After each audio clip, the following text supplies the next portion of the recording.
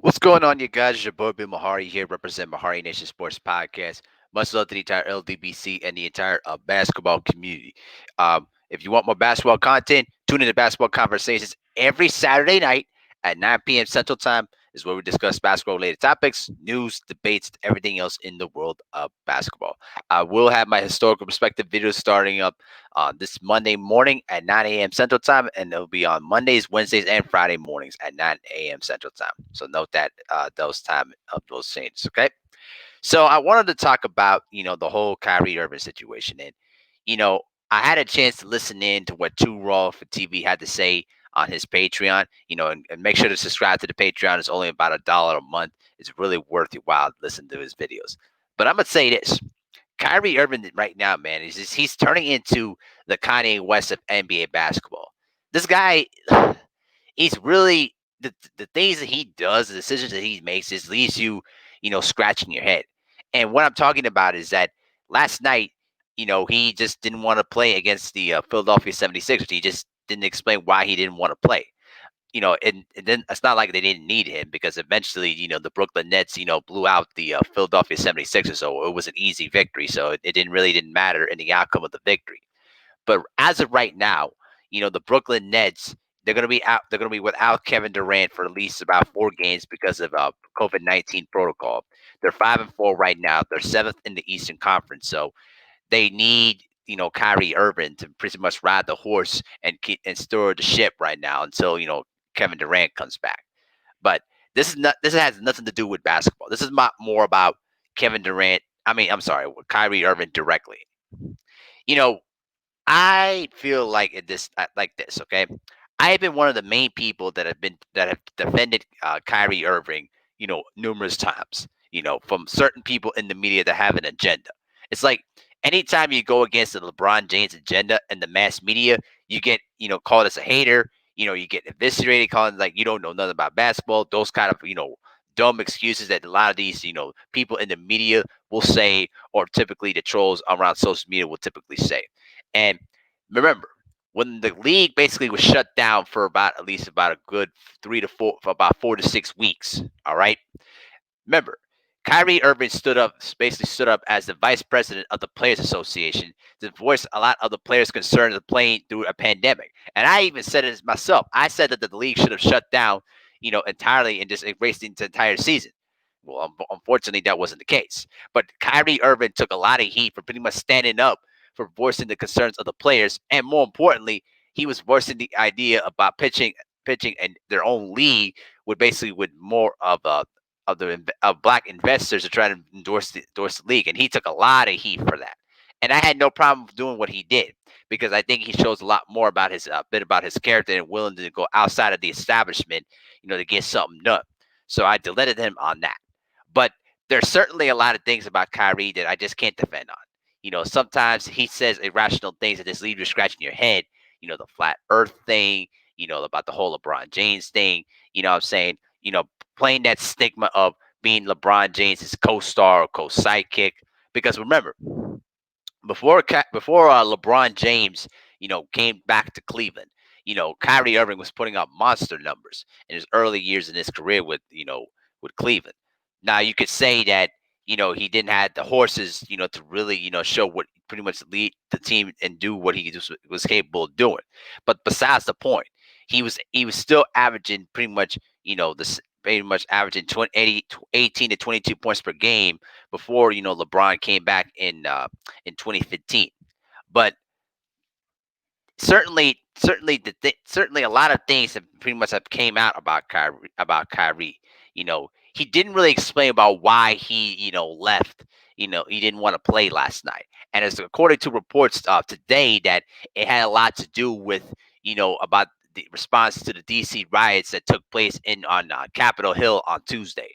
I mean, if he would have just came out and said like, listen, I don't feel like playing because of what happened on Tuesday, I'm going to take the opportunity to voice my distaste about what happened on Tuesday, I would have had no problem whatsoever at all. You know what I mean? And I'm sure a lot of people in the media would pretty much had no problem with it, except for all the trolls in the media there, and we know, and we're gonna keep them nameless. But he didn't say that, and it just leaves you in a bad taste in your mouth. Like, Why you just could have came out and say it? You know, you just should have just came out and say it. Now listen, I've been one of that it's been hard to defend, black athletes a lot of the time because you go against, racist politicians that pretty much will try to use sports and to attack, black athletes. You know what I mean? The shut up and dribble thing. Those phrases and that they're like, you make millions of dollars. You need to just shut up and play. You don't know nothing about politics. That kind of rhetoric. And how many times have we seen, you know, us, a lot of the other big channels, defend against that narrative, you know, and it's really gets frustrating when you have an athlete like a Kyrie Irving that pretty much reflects a lot of those characteristics. Now, look, he's getting paid millions and millions of dollars to play the sport that he loves, okay? And all he had to do, all he had to do was just tell, like, listen, I just don't feel like playing because of what happened on Tuesday. That's all he had to do. Instead of making a huge commotion about just not explaining why he didn't want to play, like, listen, I get that the media doesn't like you as much, and I pretty much understand that the narrative that they try to push on you. I get that. But when you do these kind of things, when you make these kind of decisions, when you have that rational way of thinking a lot of the time, how are people supposed to perceive you? You know, how are people going to look at you when you say irrational things, when you make irrational decisions? How are they supposed to look at you? All right, they're going to look at you as an irrational person that doesn't think things through. You know what I'm saying? And I really hate saying that about Kyrie because I like Kyrie and what he stands for. But these things that he's doing, I mean, it just leaves you to scratch your head, and it just really just frustrates the hell out of you. You know, and listen, the Brooklyn Nets right now, they're in a transitional phase right now in terms of their season. You know what I mean? They've already lost Spencer Dinwiddie for the rest of the year because of his ACL injury. So they've lost a key, player in terms of their rotation. But they need Kyrie Irving to really much steer the ship right now until Kevin Durant comes back. But more importantly to that, Kyrie Irving has to understand that he represents a bigger role in the grand scheme of things of the NBA. Remember, he is the vice president of the Players Association. All right. He has a stronger voice that, you know what I mean, that it pretty much can be equal to Chris Paul and LeBron James's voice. All right. And when you make those kind of irrational, decisions or just make, decisions where you don't click, have a clear mind about what you're doing, you're basically feeding the criticism that we're basically trying to fight against. And it's just really really frustrating when he does things like that. It's like, why? I don't get it. I don't understand it. It's almost an equivalent to what Kanye West has pretty much done throughout his entire life. We all know what his bipolar issues are. We know that the fact that when he doesn't take his meds, he just does dumb stuff. You know, and now reports are surfacing that now that Kanye is going to pretty much divorce Kim Kardashian because of his craziness. I mean it's just that the thing that they share in common is that these guys, they don't think things through. They just make eccentric type decisions, and it just leaves you confused and leaves you like wondering what are they thinking about. And it could be used for good purposes, or it could turn around and make things worse. And to me, Kyrie Irving, man, is just like, you bro, just explain, like, what were you not here for? That's all you had to do, and you didn't do that. And now people are gonna look at you like a bit more side eyed now.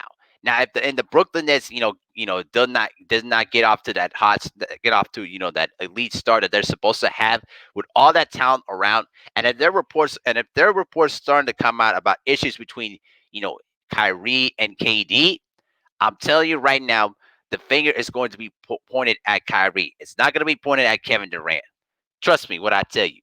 If things go down south with this team, with this Brooklyn Nets team, because remember, I picked the Brooklyn Nets to come out of the East and win the championship. But if there are reports coming out that Kyrie Irving is ruining the chemistry of the team, that's three times. That's actually three stops in a row where the chemistry of the team was just left in question. We already saw what took place in Cleveland during after they won their championship in 2016.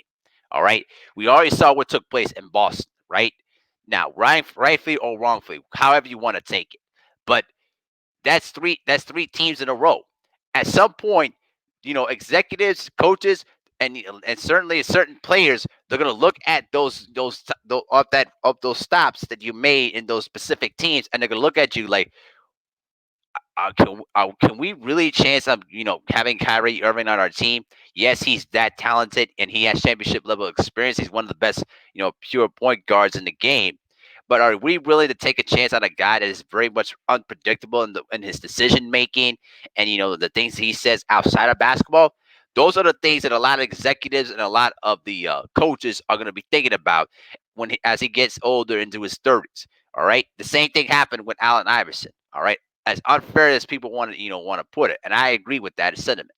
But I'm just saying that these are the things that people have to worry about. All right, so my conclusion is this: all Kyrie Irving had to do was just explain why he didn't want to play. That's all he had to do, but he didn't do that. Why? Because I think he just feels like he just is above everyone else, and you can't act that way when you're a superstar. You have to be the example of your team, and you have to be the lead example of this not just the organization, but in your community. They look up to you, and when you make these kind of decisions, you know however correct or wrong it is, it just leaves a reputation that it is either good or bad. And Kyrie Irving pretty much didn't do any favors for him by not explaining about why he didn't play the other night. So that's just how I feel about this whole thing, man. I know there's gonna be a lot of people that have a different opinion about it though, but listen, you're getting paid millions of dollars to play. You just had to explain why you didn't want to play, or just go out there and play and just pretty much stick it to those races. You know, that's just how I kind of see it there. But that's how I view this whole thing. You know what I'm saying? Let me know what you think in the comment section below. I just think that Kyrie should have really just explained it about why he didn't want to play instead of making it a huge deal out of this. So this is my sentiment. You let me know what you think in the comment section below. And with that, I'm out. Peace.